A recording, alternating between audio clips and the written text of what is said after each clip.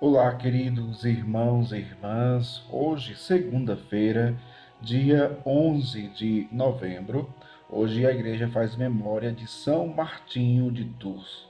E o evangelho que vamos meditar hoje se encontra em Lucas, capítulo 17, versículos do 1 ao 6, que diz assim: Naquele tempo, Jesus disse a seus discípulos: É inevitável que aconteçam escândalos, mas ai daquele que produz escândalos.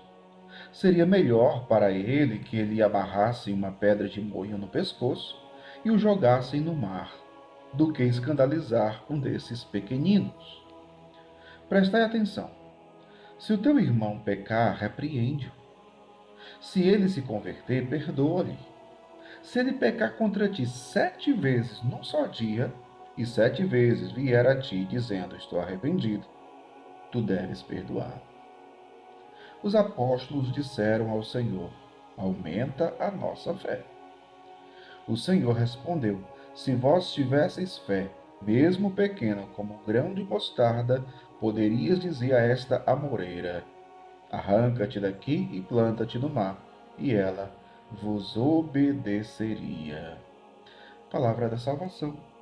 Glória a vós, Senhor. Queridos irmãos e irmãs, o Evangelho de hoje nos fala sobre escândalos e sobre o perdão. O que é o escândalo? Escândalo significa pedra de tropeço. É quando eu me torno, pela minha falta de testemunho, eu me torno um obstáculo, uma pedra, para que meu irmão tropece na fé, se afaste da fé, se afaste, consequentemente, de Deus. Veja, nós somos chamados a ser pontes e não muros. Né? Você com certeza já escutou essa frase. A gente precisa levar as pessoas a ter acesso ao Senhor, a fazer experiência de Deus. Mas se nós não tivermos cuidado, nós causamos escândalo. Ou seja, ao invés de nós possibilitarmos o acesso a Deus, nós podemos impedir que as pessoas cheguem a Deus através do nosso erro, do nosso pecado. E um dos escândalos é a falta de perdão. Imagina só, eu, padre, cheio de rancor no meu coração, cheio de mágoa, de ódio, desejo de vingança, e digo, eu não perdoo e ponto final. Um fiel católico que visse isso ficaria escandalizado. Escândalo, né? E principalmente aqueles que estavam iniciando na fé, no seguimento a Cristo, ficariam com certeza escandalizados. E aí entramos no tema do perdão, que nosso Senhor, e que para nosso Senhor é tão caro este tema do perdão. Veja, vamos pensar o quanto Deus nos perdoou. Ele perdoou uma dívida que nós não tínhamos condição de pagar. Ele pagou, ele nos perdoou.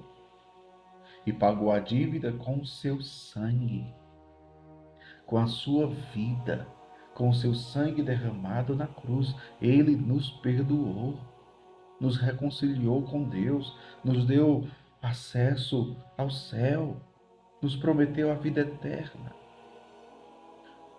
Então, e ele agora está dizendo no Evangelho: